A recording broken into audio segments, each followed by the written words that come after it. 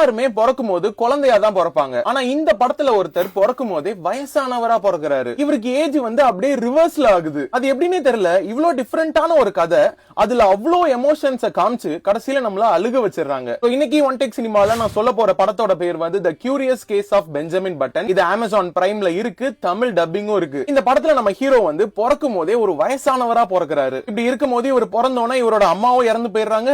இவர் அப்பாவும் இந்த குழந்தை நமக்கு வேணாம் அப்படின்னு சொல்லி ஒரு ஹோம்ல கொண்டு போய் விட்டுறாரு. அந்த ஹோம்ல இருக்கிற ஒரு கேர்டேக்கர் தான் இந்த குழந்தையை எடுத்து வளர்க்கறாங்க. இவர் பிறக்கும் போது வயசானவரா பிறந்தாருன்னு சொன்னேன்ல, இறக்கும் போது ஒரு குழந்தையா சாகுறாரு. இது ரெண்டுத்துக்கும் நடுவுல இவர் வாழ்க்கையில என்னெல்லாம் நடக்குது அப்படின்றதான் இந்த படத்தோட கதை. இந்த படத்தை நீங்க பார்க்கும்போது இந்த படத்துல ஒரு மூணாவது மனுஷனா டிராவல் பண்ற மாதிரியே இருக்கும். ஏன்னா அந்த அளவுக்கு இந்த படத்துல ஒரு கனெக்ட் உங்களுக்கு இருந்துகிட்டே இருக்கும். படம் முடியும் போது அப்படியே மனசெல்லாம் லைட் ஆகி கண்டிப்பா அழுதுருவீங்க. நிஜமா சொல்றேன், ஒரு அழகான படம், கண்டிப்பா பார்க்க வேண்டிய படம். இந்த படத்தோட பேரு வந்து curious case of Benjamin Button. Amazon பிரைம்ல இருக்கு, தமிழ் டப்பிங்கும் இருக்கு. சோ மறக்காம பாருங்க.